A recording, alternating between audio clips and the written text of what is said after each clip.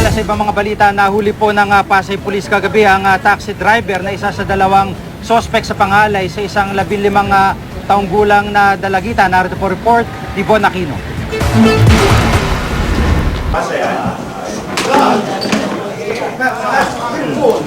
Hindi napigil ang 15 anyos na biktima umano ng panggagahasa ang kanyang galit nang makaharap sa presinto ang itinuturo niyang dumukot at lumapastangan umano sa kanya.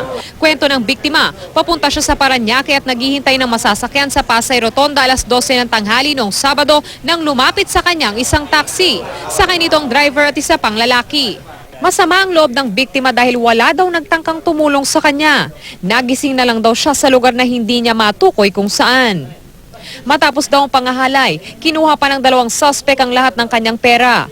Muli daw siyang isinakay sa taxi at itinulak pababa sa tapat ng isang punerarya sa Pasig City pasado alas 9 ng gabi. Hindi raw nakuha ng mga suspect ang cellphone niya, kaya nakapagpasundo pa siya sa kanyang ama. Nanlulumo naman ang ama sa sinapit ng kanyang anak.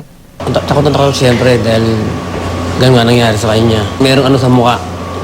Siguro sinampal siguro yun. Ano po nangyari sa mukha niya? Parang may bakat ng anong kamay. Parang namamagagan. Umaga ng Lunes muling nakita ng biktima ang dalawang suspect. Kaya agad nila itong ipinagbigay alam sa Pasay Police na agad nagsagawa ng follow-up operation. Arestadong isa sa mga suspect na si Edgar De Guilla na isang taxi driver. Nagkaroon ng follow-up operation na nag-report ka dito sa atin sa women's.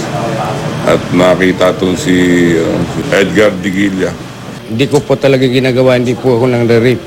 Von Aquino, GMA News.